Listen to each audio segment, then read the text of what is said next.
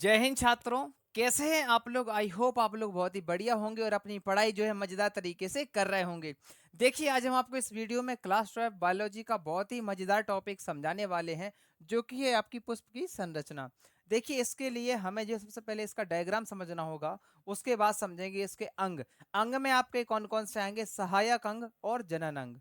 दोनों को हम बहुत ही प्यारे तरीके से समझने वाले हैं और आप वीडियो इसी वजह से जो है पूरा जरूर देखिएगा, तभी आपको चीजें डिटेल में और बहुत ही मजेदार तरीके से समझ में आने वाली हैं। देखिए, सबसे पहले हमें समझना होगा पुष्प होता क्या है। पुष्प का उपयोग मतलब फूलों का उपयोग हम किस में करते हैं? आप लोगों ने देखा होगा हम पूजा पाठ में और शादियों वगैरह में भी, और जब कोई मृत्यु हो जाती है किसी के, तो उसमें भी किसका उपयोग होता है? पुष्प का। आज हम उसी की चर्चा करने वाले हैं। देखिए, सबसे पहले पुष्प को हमें जो है समझना होगा कितने भागों में बांटा जाता है। इसे जो है मुख्यतः हम दो भागों में बांट सकते हैं। कौन कौन से? एक होता है आपका सहायक अंग और दूसरा भाग होता है इसका जनन अंग। आप चाहो तो इसे जो है इस तरह से लिख सकते हैं, क्या कि जो है इस तरह से आप सारणी बनाकर, पहला है आपका सहायक अंग। Is it clear? और दूसरा है आपका इसी में जनन अंग। सहायक अंग में क्या क्या होता है? जैसे दल हो गए, बाह्य दल हो गए, ठीक है, ये क्या होते हैं? सहायक अंग। व्रंत वगैरह हो गया। अब देखिए, इसका हम जो है डायग्राम बनाते हैं, स्टार्ट करते हैं। आप चाहो तो साथ में बना सकते हैं।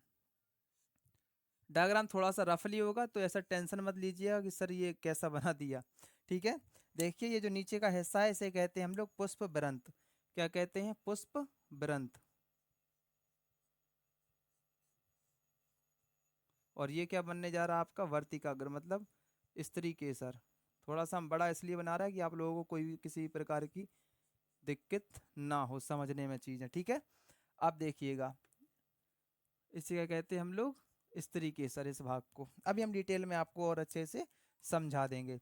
अब देखिएगा, ये जो है यहाँ पर जो पत्तियाँ आपको दिख रही हैं, ये वाली, इनको कहा जाता है बाह्य दल। क्या कहा जाता है? बाह्य दल। Is it clear? इसके बाद समझेंगे हम लोग, ये जो इसकी पत्तियाँ होती है किसी भी प्रकार के फूल की, इसे कहते हैं हम लोग, क्या कहते हैं? दल। ये क्या होता है? दल। इसको हम थोड़ा सा पतला किए दे रहा है जिससे कि थोड़ी सी कंफ्यूजन ना हो, क्योंकि बहुत ज़्यादा हैवी लग रहा देखने में। कोई दिक्कत नहीं है, लेकिन हम लोग कम थोड़े ही हैं, हम लोग भी तो हमेशा हैवी ही काम करते हैं। चलिए देखिए,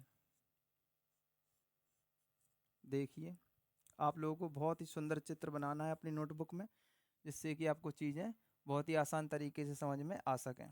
हमने बड़ा इसलिए बनाया क्योंकि आपको जो है किसी भी प्रकार की दिक्कत ना हो चीज़ें समझने में। समझ रहे? देखिएगा, ये क्या है? आपका चित्र है। इसे जो है थोड़ा सा डिज़ाइन वगैरह भी किए दे रहा है जिससे कि थोड़ा सा अच्छा लगना लगे। अब देखिएगा, ये क्या है आपके? ये है दल। क्या है? दल। अब देखिए,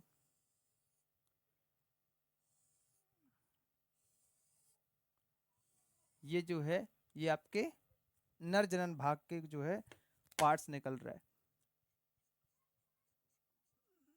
ये है आपका पुंकेसर। ये क्या है? पुंकेसर।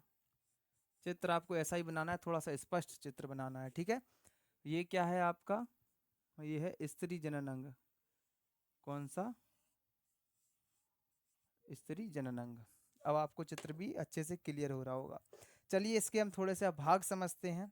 देखिए, सबसे पहले समझना होगा, जिस जगह से फूल लगा होता है इसे कहते हैं हम लोग पुष्प व्रंत। क्या कहते हैं? पुष्प व्रंत। ठीक है, यहाँ से जो है फूल जो है डाली से लगा होता है, इसे कहते हैं हम लोग पुष्पासन। क्या कहते हैं? पुष्प आसन। ठीक है, पुष्पासन का मतलब क्या होता है?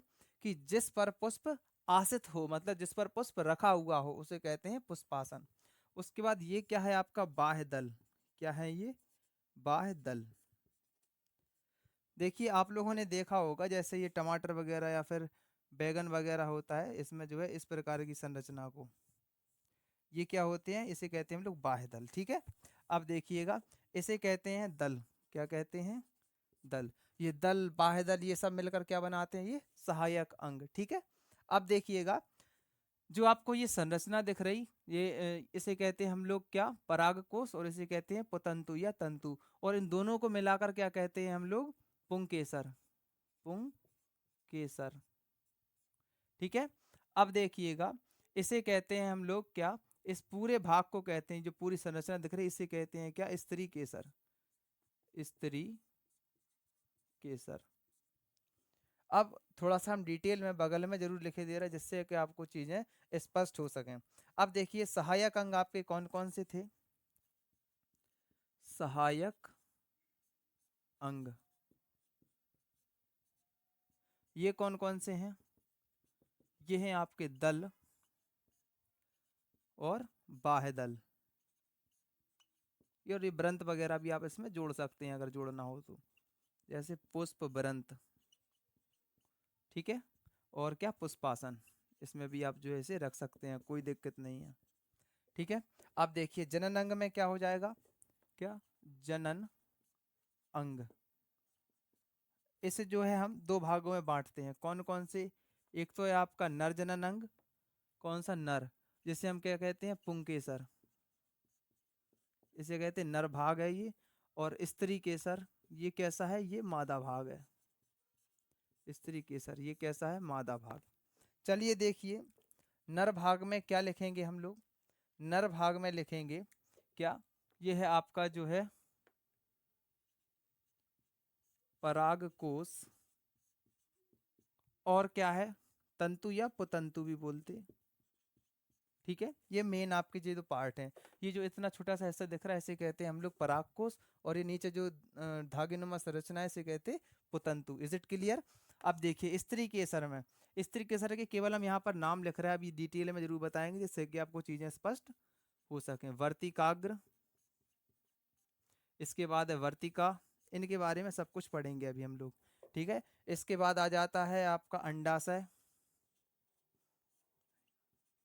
ठीक है। ये आपके स्त्री केसर के मुख्य मुख्य भाग हैं। चलिए आप इसका स्क्रीनशॉट ले लो या फिर इसे जो है नोट कर लो, उसके बाद हम आपको नर भाग और मादा भाग दोनों के बारे में डिटेल में समझाते हैं। चलिए देखिए समझते हैं पुष्प का नर भाग।